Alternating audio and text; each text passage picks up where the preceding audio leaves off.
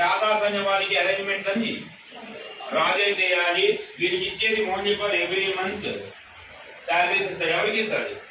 చాతాస్కి. వీరికి ఇచ్చేది certain amount. దానికి అర్థమైందా? యాక్చువల్ గా వీరికి ఎవ్రీ మంత్ శాలరీస్ పే చేయాలి. వారికి కావాల్సిన వెపన్స్ అన్నింటినీ రాజే ప్రొవైడ్ చేస్తారు. బటూస్ అనే వాళ్ళు అవసరం అయితే ఉంటారు, అవసరం లేకపోతే ఉండరు.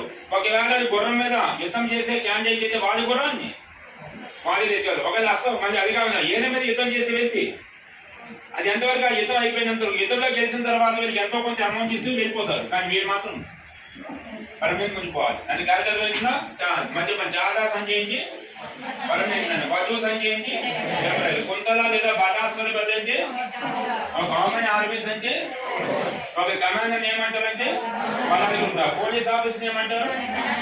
నాయక. ఏమనాలి? 4 పదాలు రాసుకో. 4 టైప్స్ ఆఫ్ ఆర్మీ. 4 రకాల సైన్యం ఉంటుంది.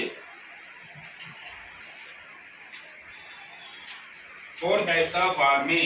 4 రకాల సైన్యం ఉంటుంది. దాని ఫస్ట్ పాయింట్ రాసారా? నెక్స్ట్ వన్ రెండో పదం రాసుకున్నాం. కుంతల ఆర్ బటాస్వాధిపతి. చూసిరండి ఇంకా కుంతల లేదా బటాస్వాధిపతి. కుంతల ఆర్ బటాస్వాధిపతి ఎడ్ ఆఫ్ ద హార్సెస్. అశ్వబలానికి అధిపతి. అశ్వబలానికి అధిపతి. మూడో పదం రాయండి. చాతాస్. చాతలు అని రాసి శాశ్వత సైన్యం, పర్మనెంట్ ఆర్మీ.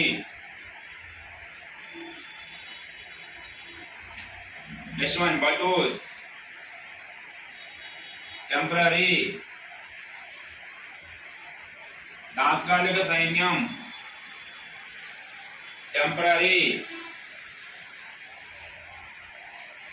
మీరు రాసినంత వెయిట్ చేస్తే నీకే రాయండి. బటూస్ అంటే ఏంటి? టెంపరరీ. తాత్కాలిక సైన్యం అని రాసి మీరు రాసిన తర్వాత నెక్స్ట్ పాయింట్ తెలుసు. తాత్కాలిక సైన్యం. క్వశ్చన్ చెప్పండి. 2 రకాల మెథడ్స్ ఉంటాయి.